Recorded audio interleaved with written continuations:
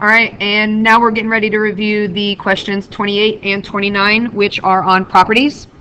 So for question 28, it asks which property is illustrated by this number sentence, and you're asked here to identify between associative and commutative, and then of multiplication versus addition.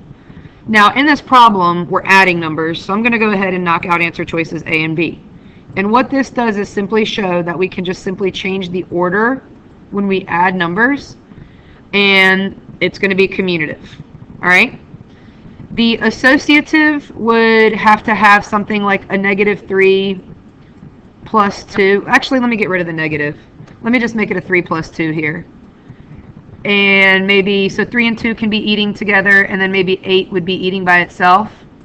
And so what the associative property does is says that we're going to move the parentheses, and now we're going to group the 8 and the 2 together. And then the 3 would be by itself, okay? So this is the associative property.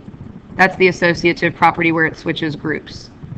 Now I am going to use the exact same numbers here. I'm going to just pick this and show you guys that you can have a bunch of parentheses and it's still commutative.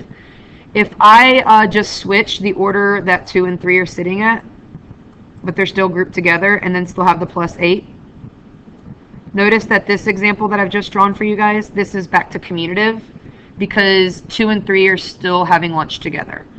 So only if the parentheses move would it be associative. And here in this situation, whoops, I don't want the calculator.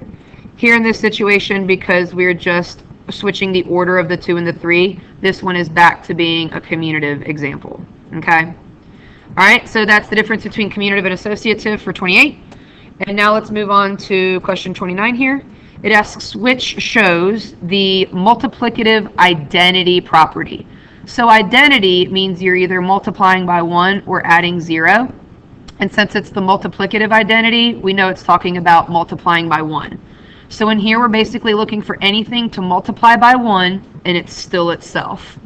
So A says times 0 equals 0. A is actually showing MPOS. All right, so we don't want A. Now B says if you take this product times 1, it would still be that product. So that's our answer. Now what this one is showing, some of you might be tempted to pick C, but it's still showing something times 1, something times 1. So what this property is really showing is that anything plus 0 is still itself. So this one just showed us the additive identity. So we don't want C. And some of you might have been tempted to pick D. D shows us the multiplicative inverse property where we've got reciprocals, and what it's doing is taking the 3/2 times the 2/3 and saying that that equals 1. The next part of this answer choice would be to tell me that 1 times 5 is 5, and then it'd be an example of the multiplicative identity, but it doesn't have that included, so it's just showing the multiplicative inverse, so it's not D. All right, so in this video, we've got MPOS, anything times 0 is 0. This shows that something times 1 is still itself, that's the identity. C showed something plus 0 is still itself, which is additive identity. And D showed that a number times its reciprocal equaled 1, which was the multiplicative inverse. So for this last slide, though, we want B. And that takes care of this video. Thank you.